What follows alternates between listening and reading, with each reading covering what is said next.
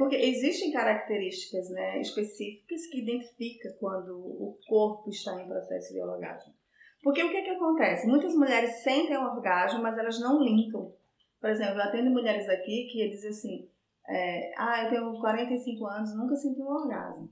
Mas ele já sentiu. Sim, só que ela não sabe o que é o orgasmo. E como que ela identifica um orgasmo? Ela identifica, por exemplo, se ela não tiver nenhum problema de trauma, né, e ela conseguir relaxar e sentir o prazer. Tá? Muitas vezes o corpo entra em processo de orgasmo, mas a mulher não consegue sentir porque ela tem algum tipo de bloqueio.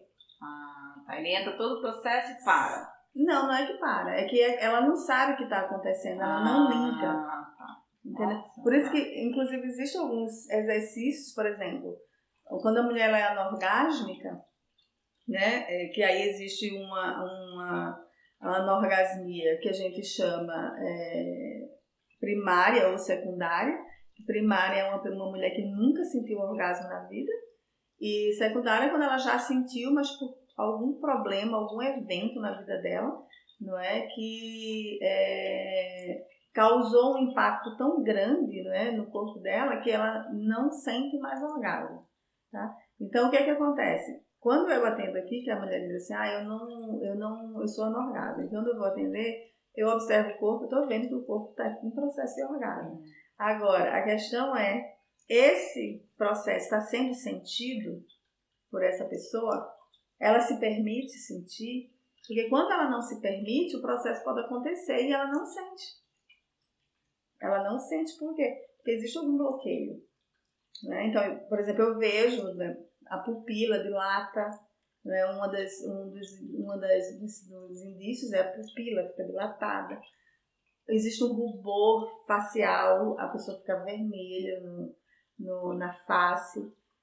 A mama costuma aumentar de tamanho, né? A auréola ela fica rígida, né? Fica ereta.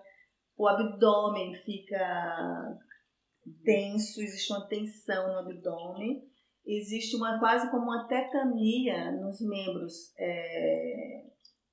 braços e pés.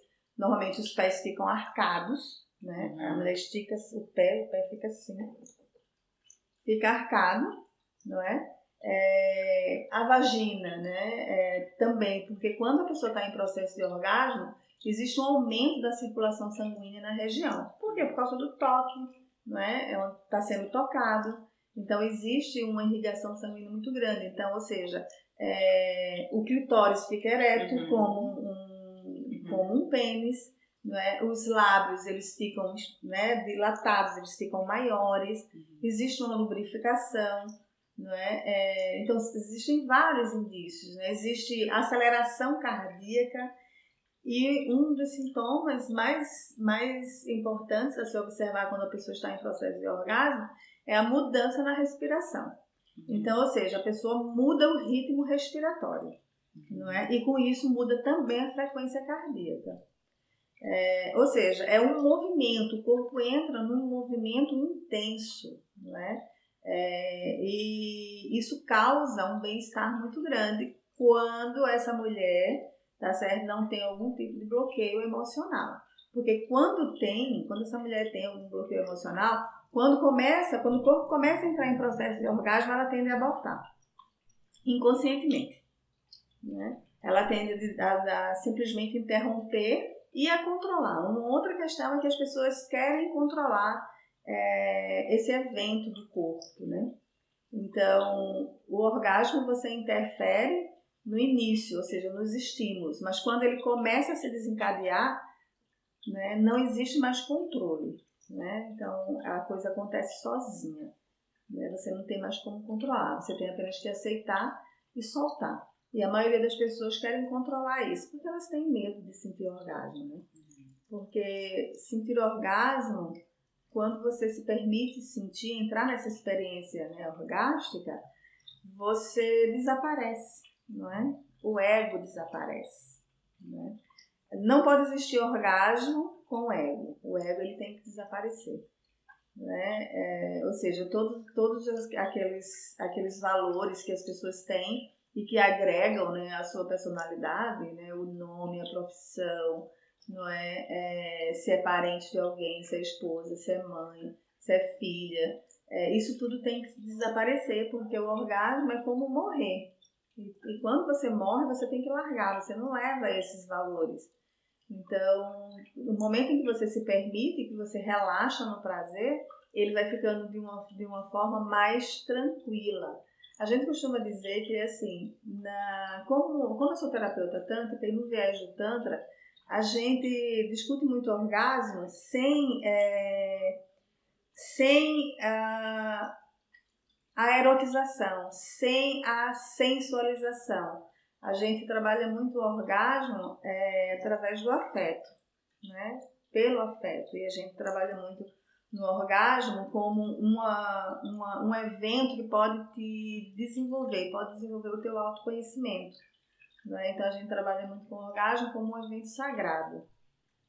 Né? Porque, como eu falei antes, lá na pré-história, o orgasmo ele surgiu, não é, no corpo humano, né, como fazendo parte de um processo de reprodução humana. Então, por isso o orgasmo ele é um evento sagrado. Né? Então, para que você tenha um orgasmo, não sagrado, você precisa ter consciência dessa sacralidade do orgasmo. Porque o orgasmo surgiu, não é, para que nós existíssemos. Não é? O corpo evoluiu, não é? Mas o orgasmo ele continua, e ele continua sendo sagrado. Não é? É uma manifestação. Eu chamo sempre o orgasmo como uma manifestação de religiosidade. Não é? De um contato com você mesmo, um contato com o seu ser, ou seja, um acesso à tua energia divina, o teu potencial energético. Então, sempre que você tem um orgasmo, você consegue alinhar a energia do teu corpo. Você se alinha à energia do universo. E por quê? Porque quando o corpo entra em orgasmo, o corpo segue a mesma pulsação do universo, de expansão e contração. E isso é o orgasmo. O orgasmo é uma contração, não é, com um relaxamento. Então, é um expandir e contrair. Então, você entra em sintonia com o movimento do universo. E isso é muito belo. Isso é muito divino. E isso, né, esse processo faz com que você melhore a tua qualidade de vida.